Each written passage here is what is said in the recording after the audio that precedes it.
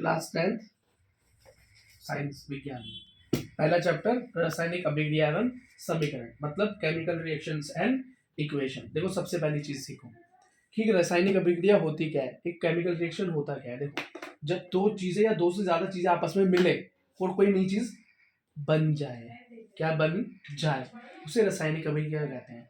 ठीक, लेकिन उसके अंदर भी कुछ इंपॉर्टेंट बातें हैं। क्या इंपॉर्टेंट बात है? पहली इंपॉर्टेंट बात, ये जो भी दो चीजें आपस में मिलेंगी और उनसे जो एक नई चीज बनेगी, उसके गुणधर्म, उसके गुणधर्म जो दो मिलने वाली चीजें उनके गुणधर्म से अलग होंगे, उनके गुणधर्म से अलग होंगे। एक एग्जांपल लेके देखते हैं। देखो बेटा, एक चीज है हाइड्रोजन और एक है ऑक्सीजन। क्या? दो हाइड्रोजन और एक ऑक्सीजन मिलकर क्या बनाता है? H2O, water. ये बेटा क्या है? गैस। ये क्या है? ऑक्सीजन। तो ये कैसा है? ये भी गैस। और जो ये बना ये क्या है बेटा? पानी, वाटर। और ये कैसा है? लिक्विड। क्या? लिक्विड। इसका मतलब समझे? तरल। इसका मतलब क्या हुआ? देर देखो बेटा, इसका मतलब समझ रहे हो कि दो गैस आपस में मिली और पानी बना, दो गैस आपस में मिली और जल बना, लिक्विड बना। तो देख रहे हो ना, दोनों की प्रॉपर्टी कैसी है, तीनों की मतलब प्रॉपर्टी क्या थी प्रोडक्ट की, जो निकल के आया और जो रिएक्ट कर रहा था, जो आपस में जुड़े, उनकी अलग है। इस बात को तुम ध्यान रखोगे। ठीक, एक और चीज, मतलब केमिकल रिएक्शन होगी, अगर रासायनिक समीकरण अभिक्रिया होगी तो उसके बाद उनकी कैरेक्टर में चेंज आ जाएगा, उनकी किस में चेंज आएगा? स्टेट में चेंज आ जाएगा। जैसे गैस तुम्हें वाटर में बदली हुई मिल सकती है, चीज तुम्हें सॉलिड में मिली हुई मिल सकती है। दूसरी चीज, अंतर आया था रंग में। किसमें? रंग बदल जाता है। हमने कई रिएक्शंस आगे आगे पढ़ेंगे, इसमें पता चलेगा कि रंग बदल गया। क्या? रंग बदल गया। अगला, कोई गैस निकल सकती है। हम कोई केमिकल रिएक्शन कर रहे हैं, कुछ बना और उसमें से गैस निकली, ठीक है, और टेम्परेचर ऊपर नीचे भी हो सकता है। ठीक, जैसे कि CaO, बेटा चूने को जब मैं पानी में H2O में डालता हूं तो क्या होता है? CaOH बनता है। देखा लाइव वाटर, इसके अंदर क्या होता है? जब चूने को पानी में डालते हैं बहुत ज्यादा ताप निकलता है, हीट निकलती है, ये भी बोलते हैं उसको डेल्टा, मतलब बहुत गर्मी निकलती। क्या? बहुत गर्मी। लोगों के हाथ भी जल जाते हैं जब वो चूने को पानी में मिलाते हैं, तो क्योंकि इतना तेज गर्म हो जाता है, वो बुलबुले छोड़ने लगता है गर्मी से। ठीक, उसमें क्या निकली? गर्मी। ठीक है, समझ में आ गई? ठीक है बेटा, अब तो नेक्स्ट टॉपिक देखते हैं। हाँ, केमिकल रिएक्शन को लिखना, मतलब रासायनिक अभिक्रिया को लिखना। अगर मैं किसी केमिकल रिएक्शन को, किसी रासायनिक अभिक्रिया को लिख देता हूं तो वो मेरी रासायनिक अभिक्रिया की इक्वेशन कहलाती है। क्या? केमिकल इक्वेशन कहलाती है। जैसे कि वही जल का बनना। क्या? मैंने बोला कि हाइड्रोजन, क्या? ऑक्सीजन वाटर बनाता है। ये नॉर्मल बात है, एक नॉर्मल बात है। ये केमिकल रिएक्शन है, रासायनिक अभिक्रिया है। इसी को बेटा फॉर्म में लिख देना। हाइड्रोजन को H बोलते हैं, दो मॉलिक्यूल, ऑक्सीजन को O बोलते हैं, इन दोनों से H2O बनता है। बेटा ये हो गई केमिकल रिएक्शन। केमिकल रिएक्शन तो ये है, ये हो गई उसकी इक्वेशन। क्या हो गई? इक्वेशन। सूत्र बोल लो इसको, समीकरण बोल लो। क्या बोल लो? समीकरण बोलते हैं इसको। रासायनिक इक्वेशन, केमिकल इक्वेशन या रासायनिक समीकरण कहते हैं। यही चीज है और कुछ नहीं है। ठीक है, अच्छा अब ये पता क्या चलेगा बेटा, ये H क्या होता है, O क्या होता है? तो बेटा 9th क्लास के अंदर हमने एलिमेंट्स याद किए थे 20 तक। कहाँ तक याद किए थे? 20 तक। और मुझे लगता है आपको याद भी होंगे। ठीक है, और जिसको याद नहीं है वो हमारी 9th क्लास की वीडियोस निकाल के देख ले, क्योंकि अब एग्जाम में टाइम ज्यादा बचा नहीं है। ठीक है, अच्छा अगली चीज देखो बेटा, दूसरी चीज होती है, जैसे एक होती है बेटा ऐसी अभिक्रिया जो होती है और उसमें गर्मी निकलती है। जैसे मैंने कहा ना, चूने में पानी को मिलाया तो गर्मी निकली। लेकिन कुछ ऐसी अभिक्रिया होती है जिन्हें कराने के लिए हमें खुद गर्मी देनी पड़ती है। गैस पे कुछ चीज रख के तुम करते हो, दो चीजों को मिला के नई चीज बनाने की कोशिश करते हो, तो नीचे से क्या देते हो? गर्मी देते हो ना, है ना? समझ गए? तो ये बात को ध्यान रखना। एक होती है एक्सोथर्मिक और एक होती है एंडोथर्मिक। मतलब ऐसी, एक तो होती है ऊष्माक्षेपी और एक ऊष्माशोषी। तो ऊष्माक्षेपी मतलब एक्सोथर्मिक, मतलब जिससे गर्मी निकले। और एक ऐसी है जिसको गर्मी देनी पड़े, ऊष्माशोषण देनी पड़े। क्या? गर्मी देनी, जिसे शोषण भी कहते हैं। जैसे कि रिएक्शन देखो, इन दोनों को जोड़ने के लिए बेटा हीट की जरूरत पड़ेगी। नाइट्रोजन हाइड्रोजन को क्या बनेगा NH3 सॉरी NH2। ठीक है, क्या देनी पड़ी, गर्मी देनी पड़ी। बाकी कोई भी एक नॉर्मल बात भी तुम लिख सकते हो। ठीक है, अगली चीज देखो बेटा, अब रासायनिक अभिक्रिया के प्रकार होते हैं। कैसे होते हैं रासायनिक अभिक्रिया के भी कुछ प्रकार होते हैं। ठीक है, तो बेटा सबसे पहला प्रकार होता है कॉम्बिनेशन रिएक्शन, मतलब संयोजी अभिक्रिया। क्या, कॉम्बिनेशन। इसका एग्जाम्पल कराऊंगा, इसको ही हम संयोजी अभिक्रिया या संयोजन अभिक्रिया बोलते हैं। संयोजन का मतलब क्या है, कॉम्बिनेशन का मतलब है जुड़ना।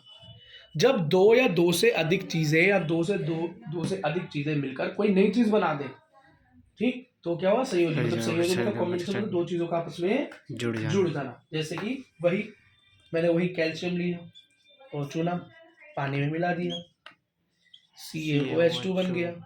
क्या निकली, गर्मी निकली, हीट निकली, गर्मी निकली। ठीक है, या कार्बन लिया, ऑक्सीजन में जोड़ दिया, कार्बन डाइऑक्साइड बन के, देखे ना, जुड़ी। ठीक है बेटा, अगला अगली बेटा अभिक्रिया का नाम है डिस्प्लेसमेंट रिएक्शन। क्या, डिस्प्लेसमेंट नहीं, डिस्प्लेसमेंट से पहले एक और रह गई हमारी डीकम्पोजिशन। इसकी ठीक उल्टी। डीकम्पोजिशन क्या है, इसकी ठीक उल्टी। उसको बोल, डीकम्पोजिशन रिएक्शन को हम बोलते हैं बेटा, हमको इसको बोलते हैं बेटा VOG। क्या, वियोजन। वियोजन का मतलब होता है बेटा माइंड, मतलब इस पहले वाले का ठीक उल्टा। पहले वाले में जुड़ के कुछ बनता था, अब इसमें क्या होगा, बने हुए टूटेगा और वो अलग अलग हो जाएगा। बना हुआ क्या करेगा, टूटेगा और कुछ और अलग अलग बन जाएगा, कुछ और बन जाएगा। जैसे कि ये लो, जैसे मैं कार्बन डाइऑक्साइड CO2 को तोड़ दूं, कार्बन और ऑक्सीजन बन जाएगा। वाटर को तोड़ दूं तो वाटर प्लस ऑक्सीजन बन जाएगा। समझ रहे हो, इस तरह की रिएक्शंस होती हैं। अच्छा, ये रिएक्शन किस तरीके से करवाई जा सकती हैं बेटा, अपने आप तो होती नहीं होंगी। अपने आप तो ओजोन परत का टूटना भी क्या है, ओजोन लेयर का टूटना भी क्या है, एक डीकम्पोजिशन रिएक्शन है। उसके अंदर भी तो बेटा O3 जो होता है वो टूट जाता है ना, ओजोन परत टूट जाती है। ठीक है, जो हमारे ऑक्सीजन के तत्व है। अच्छा देखो, या तो हम किसी चीज को गर्मी देते हैं, क्या देते हैं, गर्मी, गर्म कर देते हैं, जिससे वो अपनी उन चीजों में वापस टूट जाता है, मतलब थर्मल। तो थर्मल डिकम्पोजिशन का मतलब है इसमें गर्मी दी। दूसरा फोटो डिकम्पोजिशन, जैसे कि तो सूर्य के प्रकाश से टूट गई, सूर्य का प्रकाश या लाइट उसके ऊपर पड़ी और उससे वो टूट गई। और लास्ट होती है बेटा इलेक्ट्रॉन, या इलेक्ट्रो या विद्युत। जब मैंने किसी में बिजली चला दी और बिजली की वजह से वो टूट गई, बिजली की वजह से वो टूट गई। ठीक है बेटा। नेक्स्ट रिएक्शन है बेटा डिस्प्लेसमेंट रिएक्शन। क्या, डिस्प्लेसमेंट रिएक्शन। डिस्प्लेसमेंट रिएक्शन का मतलब होता है बेटा विस्थापन अभिक्रिया। क्या, विस्थापन। डिस्प्लेसमेंट को हम विस्थापन बोलते हैं। विस्थापन का मतलब होता है अपनी जगह से हट जाना। डिस्प्लेसमेंट का मतलब क्या, अपनी जगह से हट जाना। बेटा इसके लिए हमको रिएक्टिविटी सीरीज आनी बहुत जरूरी है। रिएक्टिविटी सीरीज क्या, एक बार देख लो बेटा। रिएक्टिविटी सीरीज होती है potassium, sodium, calcium, magnesium, aluminium, zinc, लोहा, लेड, हाइड्रोजन, कॉपर, चांदी, सोना। ठीक, ये क्या है, ये सबसे ऊपर वाले बहुत रिएक्टिव होते हैं, बहुत तेज रिएक्शन करते हैं, बहुत तेज अभिक्रिया करते हैं। और जैसे जैसे हम नीचे जाते जाते हैं इनकी अभिक्रिया की शक्ति घटती चली जाती है, इनकी रिएक्टिविटी की पावर घटती चली जाती है। ये बेटा टेबल बहुत इंपॉर्टेंट है। अगर ये टेबल आपको याद नहीं होगी तो आगे के चैप्टर्स में भी आपको बहुत दिक्कत आएगी। और हो सकता है अगर आपको कोई क्वेश्चन दे दे पेपर में कि इसको करके दिखाओ कि कौन सा एलिमेंट क्या करेगा, पता है इसमें क्या होता है, इसके अंदर जो ताकतवर एलिमेंट होता है, तो ऊपर वाले ताकतवर है जैसे पोटेशियम, सोडियम, कैल्शियम, मैग्नीशियम। और अगर इनके बदले इनके स्थान पे सामने कोई ऐसा मिल जाएगा जो इनसे कमजोर है, मान लो उस सामने मिल गया मैग्नीशियम या हाइड्रोजन या कॉपर, ये उसको क्या करते हैं, हटा देते हैं और उसकी जगह खुद आकर बैठ जाते हैं। यही बेटा डिस्प्लेसमेंट रिएक्शन। जैसे एक रिएक्शन का एग्जांपल देखते हैं, जिंक प्लस CuSO4 मतलब कॉपर सल्फेट। जिंक की कॉपर सल्फेट के साथ बेटा हमने अभिक्रिया करा दी, रिएक्शन करवा दी। एक बात बताओ, जिंक ज्यादा ताकतवर है या कॉपर ज्यादा ताकतवर है, रिएक्टिविटी सीरीज में कौन ऊपर आता है? तो बेटा जिंक रिएक्टिविटी सीरीज में ऊपर आता है। कैसे? Potassium, sodium, calcium, magnesium, aluminium, zinc.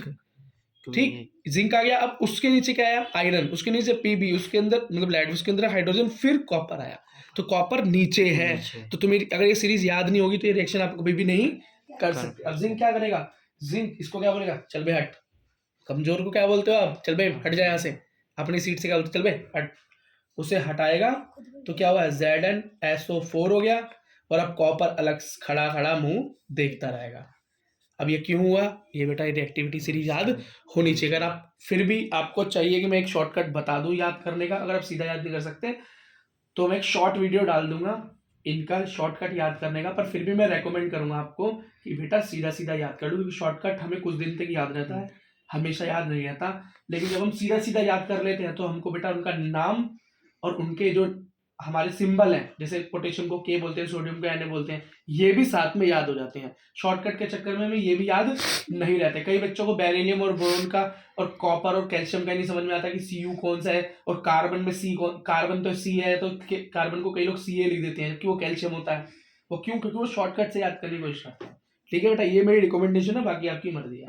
एक रिएक्शन और देख लो जरा, एक रिएक्शन है आयरन, Fe आयरन होता है, इसकी क्या है, फिर इसको कॉपर सल्फेट से भिड़ा दिया। बताओ या कॉपर सल्फेट ज्यादा ताकतवर है कि आयरन ज्यादा ताकतवर है, मतलब कॉपर या आयरन। बेटा इसमें भी आयरन है, देखो ना, potassium, sodium, calcium, magnesium, aluminium, zinc, लोहा, पीबी, लेड, उसके बाद हाइड्रोजन, कॉपर। कॉपर कहाँ रहा है, नीचे आ रहा है। आयरन क्या बोलेगा इससे, चल भाई हट, आयरन इसकी जगह आ जाएगा, और बेटा कॉपर फिर से साइड में खड़ा हो जाएगा। बात समझ में आ गई। एक और करके देखें, देखो, zinc plus KCl, potassium chloride, के मतलब पोटेशियम, जिंक। अच्छा बताओ, जिंक ज्यादा ताकतवर है या रिएक्टिव है कि पोटेशियम? बेटा पोटेशियम तो सबसे ज्यादा है, क्योंकि पोटेशियम से नंबर 1 है, पोटेशियम सबसे ऊपर है, और जिंक क्या है, उससे नीचे है। तो बताओ यहाँ पे कुछ हो पाएगा, ये उससे आगे क्या बोलेगा, हाँ भाई हट जा, तो बेटा क्या बोलेगा, क्या बोल रहा है भाई, तो उसे क्या देखेगा, अरे ये तो मेरे भी दादा है, हाथ जोड़ के वापस चला जाएगा। तो रिएक्शन होगी, कोई रिएक्शन नहीं होगी बेटा, इसमें कोई अभिक्रिया नहीं। अगर ऐसा कोई दे दे और बोले अभिक्रिया करके दिखाओ, तो ये मत कर देना, भैया ने तो कहा था इधर से कुछ हटाओ इधर को जोड़ दो, तो यहाँ पर टेस्ट हो जाएगा कि तुमको आता है कि नहीं आता। बात खत्म, ठीक है बेटा। ये अभिक्रिया है बेटा डबल डिस्प्लेसमेंट, क्या वही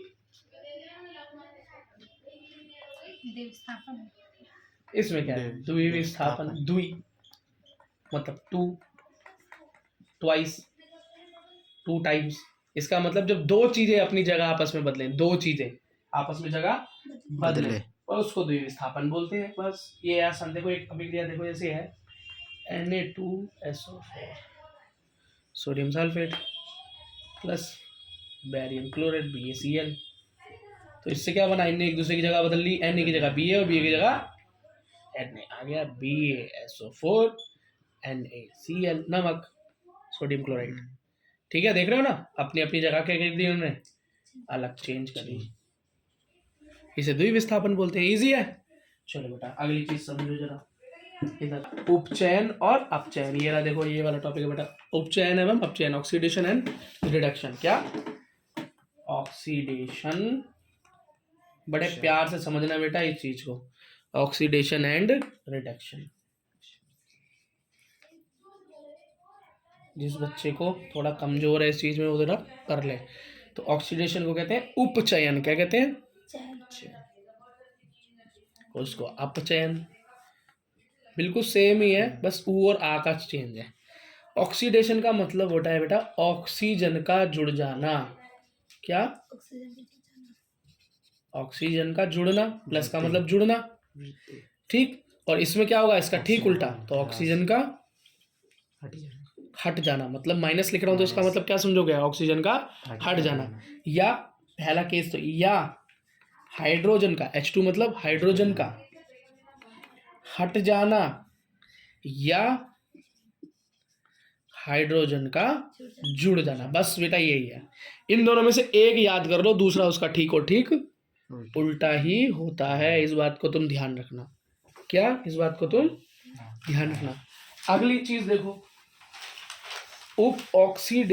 ऑक्सीडाइजिंग एजेंट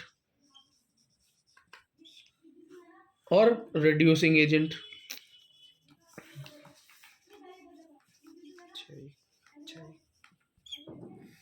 एजेंट को हिंदी में क्या कहते हैं बताओ, ठीक है बेटा। तो ऑक्सीडाइजिंग एजेंट को उपचायक कहते हैं, क्योंकि ऑक्सीडाइजिंग मतलब उपचयन, और रिड्यूसिंग एजेंट को बोलते हैं अपचयन या अपचायक। इसका मतलब जो ऑक्सीडेशन करवा दे, ऑक्सीडाइजिंग एजेंट का मतलब जो ऑक्सीडेशन करवा दे, और रिड्यूसिंग एजेंट का मतलब जो रिडक्शन करवा दे, जो रिडक्शन करवा दे। और जब वो करवा देता है तो खुद का क्या हो जाता है उसका, इस बात को ध्यान रखना। रिड्यूसिंग एजेंट रिडक्शन करवा देता है, क्या करवा देता है, रिडक्शन करवा देता है। उपचायक क्या, अपचयन करवा देता है, लेकिन खुद का क्या हो जाता है, ऑक्सीडेशन हो जाता है। तो रिड्यूसिंग एजेंट को कैसे पहचानोगे, जिसका ऑक्सीडेशन हो जाए। तो ये अपचायक होगा कौन, जिसका उपचयन हो जाए, ठीक उल्टा है। और इसका क्या है, ऑक्सीडाइजिंग एजेंट जो ऑक्सीडेशन करवाए लेकिन उसका खुद का क्या हो जाए, रिडक्शन हो जाए, मतलब क्या हो जाए, अपचयन हो जाए। इस बात को ध्यान रखोगे तो बेटा आराम से ढूंढ लोगे, आराम से ढूंढ लोगे। ढूंढ लें जरा एक जरा अब 2-3 जरा रिएक्शन ही देखते हैं, उपचयन की और अपचयन की कुछ रिएक्शन देखते हैं एनसीईआरटी से, ठीक है, क्योंकि एनसीईआरटी के क्वेश्चन ही उठ के आते रहते हैं। देखो सबसे पहला है कॉपर प्लस ऑक्सीजन बना कॉपर ऑक्साइड। मेरे इन बातों पे ध्यान देना, मैं बोल क्या रहा हूँ, इन्हें याद करना, इसी तरीके से याद की जाती है चीजें। तो ऑक्सीजन किसी के साथ मिला तो क्या बन गया, ऑक्साइड, कॉपर ऑक्साइड, सीयू मतलब कॉपर ऑक्साइड। ये देख रहे हो, किसी के साथ ऑक्सीजन का जुड़ना क्या कहलाता है, उपचयन। क्या कहलाता है, या ऑक्सीडेशन।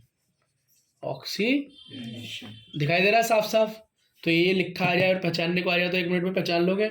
अच्छा, इसके अंदर बताओ कौन है उपचायक, बेटा उपचायक कौन है, ऑक्सीडाइजिंग एजेंट कौन है। इसके अंदर तो बेटा तुमको खुद दिखाई दे रहा है, उपचायक या उपचयन जो करवा दे, जो उपचयन करवा दे। किसने करवाया, ऑक्सीजन ने तो करवाया, और खुद का क्या हो गया, इसका अपचयन हो गया, रिडक्शन हो गया। वैसे इक्वेशन बहुत छोटी है समझने के लिए, थोड़ी बड़ी इक्वेशन हो सामने होगी नीचे तब और मजा आएगा। देखो अगला इसी का क्या हो सकता है, कॉपर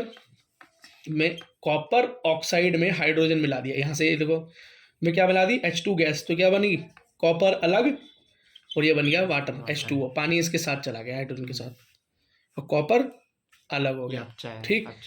ये क्या हुआ, ऑक्सीजन हट जाना, ऑक्सीजन का हट जाना, देखो कॉपर से ऑक्सीजन हट गई ना, ठीक, और हाइड्रोजन का जुड़ जाना, देखो दोनों काम हो रहे हैं इसमें। हाइड्रोजन का जुड़ जाना या ऑक्सीजन का हट जाना क्या होता है, अपचयन। क्या होता है, अपचयन या रिडक्शन। बात समझ में आ गई। अब इसके अंदर एजेंट कौन है, किसने करवाया इसका रिडक्शन, कॉपर ऑक्साइड का इस रिडक्शन करवाया किसने, किसने हटाई इसकी, तो H2 ने। H2 कौन है इसके अंदर, रिड्यूसिंग एजेंट है, मतलब क्या है, अपचायक है, क्या है, अपचायक। और खुद इसके साथ क्या हो गया, इसी के साथ जाके ऑक्सीजन चिपक गई। देख रहे हो मेरी बात सच हो गई ना, कि जो अपचायक होता है, जो रिड्यूसिंग एजेंट होता है, उसी का क्या हो जाता है, ऑक्सीडेशन हो जाता है। देख रहे हो ना, हाइड्रोजन का क्या हो गया, ऑक्सीडेशन हो गया, मतलब हाइड्रोजन का क्या हो गया, क्या हो गया, उपचयन हो गया। बड़ा अजीब सा है ना, उपचयन अपचयन, खिचड़ी सी बन रही है ना बेटा। जब तक कॉपी में उतारोगे नहीं, जब तक लिखकर देखोगे नहीं, तो सुनकर तुम्हें ये रामायण की गाथा ही लगेगी, समझ में कुछ नहीं आएगा। या तो बेटा बहुत इंटेलिजेंट हो जिसे लिखने की कोई दिक्कत ही नहीं है, सामने खुशबू तो लिख रही है, ठीक है बेटा। अब बेटा एक अभिक्रिया ऐसी है जिसके अंदर उपचयन भी होता है और अपचयन भी एक ही रिएक्शन के अंदर हो जाता है। मतलब दिख तो ऊपर भी रहा था हमें, खैर जो अभी ऊपर मैंने रिएक्शन की है कि उपचयन भी हो रहा है अपचयन भी हो रहा है, लेकिन याद रखें, ठीक है बेटा, ठीक है। तो बेटा ऐसी रिएक्शन जिसके अंदर रिडक्शन और ऑक्सीडेशन, मतलब अपचयन और उपचयन दोनों एक साथ हो जाए, उसे बेटा हम उपचयन अपचयन अभिक्रिया या रिडॉक्स अभिक्रिया भी कहते हैं। और याद रखना, आजकल तुम्हारे सीबीएसई बोर्ड वाले ना कई बार हिंदी ना लिख के इंग्लिश ही लिख देते हैं, हिंदी में टाइप कर देते हैं मैसेज वाली, है ना, हिंदी में इंग्लिश ही लिख देते हैं, तो ये सुनना भी तुम्हें जरूरी है। रिडॉक्स अभिक्रिया क्या है और बताओ मैं हिंदी इंग्लिश दोनों क्यों बता रहा हूँ? एक तो इंग्लिश मीडियम हिंदी मीडियम दोनों देखेंगे इस वीडियो को इसलिए, और दूसरी बात तुम्हारा पेपर हिंदी और इंग्लिश दोनों मीडियम में आता है। अगर तुम्हें हिंदी में समझना आए तो तुम एक बार को इंग्लिश में नजर मार के देख सकते हो, हाँ भैया ने ये बात बताई थी तो ये वही बात होगी, इसलिए मैं हिंदी और इंग्लिश दोनों में बता रहा हूँ। नहीं तो हिंदी में बता के मेरा कितना टाइम बचेगा, मेहनत कर रहा हूँ ना तुम्हारे लिए, तो तुम भी मेरे लिए मेहनत करो तब अच्छा लगता है।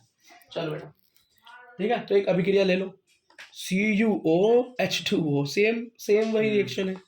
कॉपर से सॉरी H पहले बना दिया मैंने, H2O वाटर बन गया, दिख गया ना।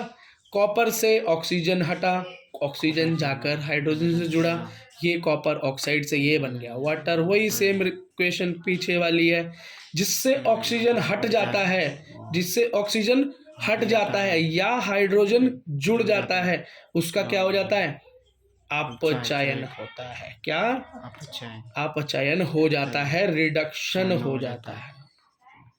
और जिसके साथ ऑक्सीजन जुड़ जाता है या हाइड्रोजन हट जाता है, दोनों में से कोई भी एक काम, तो उसका उपचयन हो जाता है, मतलब ऑक्सीडेशन हो जाता है। बेटा देखो यहाँ पे इस रिएक्शन में ऑक्सीडेशन भी है और रिडक्शन भी है, उपचयन भी है और अपचयन भी है, तो उपचयन अपचयन अभिक्रिया या रिडॉक्स अभिक्रिया इसी का नाम है। आप इसको याद कर लो, हो सकता है आपको रिडॉक्स अभिक्रिया पहचानने को आ जाए। एक और चीज देखो यहाँ पे, फिर मैंने बताया था इसके अंदर अपचायक कौन है? क्या अपचायक कौन है? रिडक्शन या रिड्यूसिंग एजेंट कौन है? जिसने रिडक्शन करवा दिया वही है, जिसने रिडक्शन करवा दिया वही है। किसने करवा दिया? H2 ने करवा दिया, ठीक।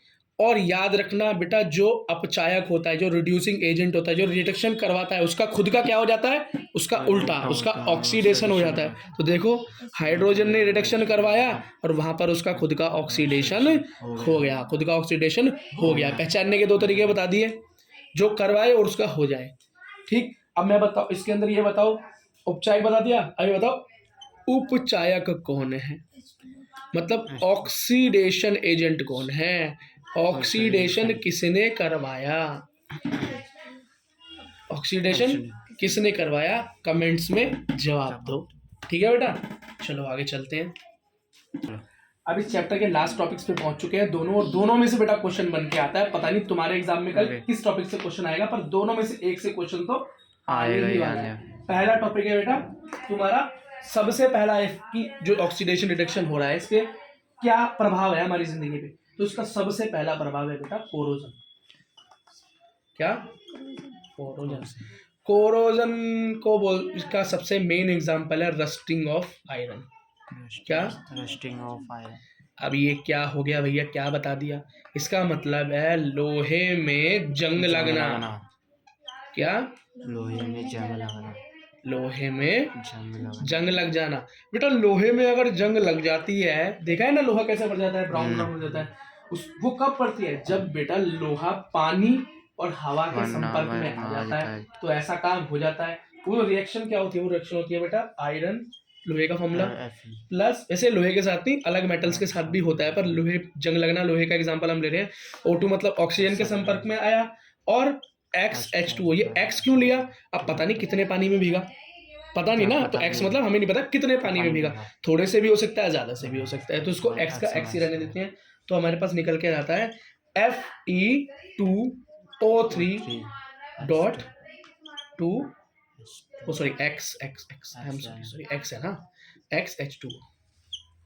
ये बेटा फॉर्मूला है इस रिएक्शन का, इसको याद कर लेना, ठीक। अच्छा, क्या जंग से लोहे को बचाया जा सकता है? हाँ बेटा, ऑयलिंग कर लो, ग्रीस लगा लो, ग्रीसिंग कर दो, पेंट कर दो, और आगे के चैप्टर में हम पढ़ेंगे इलेक्ट्रोप्लेटिंग कर दो या गैल्वेनाइजेशन कर दो। इसके बारे में बेटा हम आगे वाले चैप्टर में पढ़ेंगे, तो अभी स्ट्रेस क्यों ले। लास्ट टॉपिक विकृत गंधिता। क्या? विकृत गंधिता, जिसे हम रेंसिडिटी कहते हैं। इसका मतलब कोई खाने पीने की चीज जिसके अंदर तेल या घी का इस्तेमाल होता है, जब वो ऑक्सीजन या मॉइस्चर के कंट्रोल में आता है, अंडर आता है, तो बेटा उसके अंदर रेंसिडिटी हो जाती है, सड़ाहट कहते हैं जिसे, वो हो जाती है, और उसकी जो स्मेल होती है वो बहुत गंदी हो जाती है, और वो खाने लायक नहीं रहता। इससे बचने का बेटा तरीका ये है कि जिस बर्तन में सामान रखो उस बर्तन को टाइट बंद करो कि उसमें हवा ना जा पाए। दूसरा, उसे फ्रिज में रखो, फ्रिज में भी वो बच सकता है। तीसरा बेटा उसके अंदर से ऑक्सीजन ही हटा दो, नाइट्रोजन भर दो, जैसे कि चिप्स वगैरह के पैकेट होते हैं इसके अंदर नाइट्रोजन गैस होती है, इसलिए लंबे समय तक ये चल पाते हैं। या एक ऐसा पैकेट बनाओ जिसके अंदर हवा पूरी तरीके से खाली कर दो, वैक्यूम कर दो उसको। इस तरीके से बेटा विकृत ग्रंथिता से बचा जा सकता है। और एक लास्ट बात मैं आपको बताना चाहता हूं, बैलेंसिंग ऑफ इक्वेशन। मैं बड़ी क्लास के अंदर समझा चुका हूं बच्चों को बैलेंसिंग। ये बैलेंसिंग का मतलब है क्या, बैलेंसिंग ऑफ इक्वेशन का मतलब है क्या बेटा? बैलेंसिंग ऑफ इक्वेशन के बारे में यहाँ देखो, इसको बोलते हैं रासायनिक अभिक्रिया का संतुलन करना या संतुलित रासायनिक अभिक्रिया के बारे में कहना। पीछे किताब में समझ गया। हाँ, देखो देखो ये तो समीकरण लिखना हुआ, संतुलित रासायनिक अभिक्रिया। बेटा ये संतुलित रासायनिक अभिक्रिया का मतलब क्या हुआ? इसका मतलब हुआ कि बेटा जितनी चीज से मिलकर कोई चीज बनती है, मानो मेरा जो ये फॉर्मूला है Fe plus H2O FeO plus H2, इसका क्या मतलब हुआ? लोहा जब पानी से मिला तो क्या बना? लोहा ऑक्साइड बना, लोह ऑक्साइड बना, आयरन ऑक्साइड बना और H2 गैस निकली। बेटा इस रिएक्शन के बारे में आगे वाले चैप्टर में और अच्छी तरह से पढ़ेंगे, लेकिन क्या ये रिएक्शन बैलेंस है या नहीं है ये हमें देखना है। तो इसके अंदर जो हमें एनसीईआरटी के अंदर दे रखा है वो दे रखा है बेटा Fe3 4H2। इसका क्या मतलब है कि बेटा यहाँ पर जितनी भी चीजें आपस में जुड़ रही हैं उन सब के अंदर एटम्स की संख्या, उनके जो कणों की संख्या है, उनके जो अणुओं की संख्या है वो बराबर होनी चाहिए दोनों तरफ। इसे बेटा बैलेंसिंग इक्वेशन बोलते हैं या कि संतुलित अभिक्रिया बोलते हैं। कई बार संतुलन करने को आ जाता है। चेक करो यहाँ पे लोहा कितना है? कुछ भी, एक है, कुछ भी नहीं लगा हुआ। यहाँ पे लोहे के साथ क्या लगा हुआ है? 3। यहाँ पर ऑक्सीजन के साथ लगा हुआ है 4। यहाँ पे ऑक्सीजन के साथ कुछ नहीं लगा हुआ 1। हाइड्रोजन के साथ 2 लगा हुआ है तो 2, और यहाँ हाइड्रोजन के साथ 2। तो ये नाइंसाफी हो रही है नहीं हो रही? हो रही है ना। देखो आयरन जो यहाँ पे 1 है वो यहाँ पे 3 है, जो यहाँ पे हाइड्रोजन 2 है वहाँ 2 है, चलो ये तो काम चल गया। यहाँ ऑक्सीजन 1 है लेकिन यहाँ ऑक्सीजन 4 है। हमें क्या करना है? हमें इसे बराबर करना है, हमें इसे बराबर करना है। तो ये बेटा इसकी जो बराबर इक्वेशन बनेगी वो किस तरीके से करते हैं? मैं मिटा दूं इसको, आप उतार लेंगे।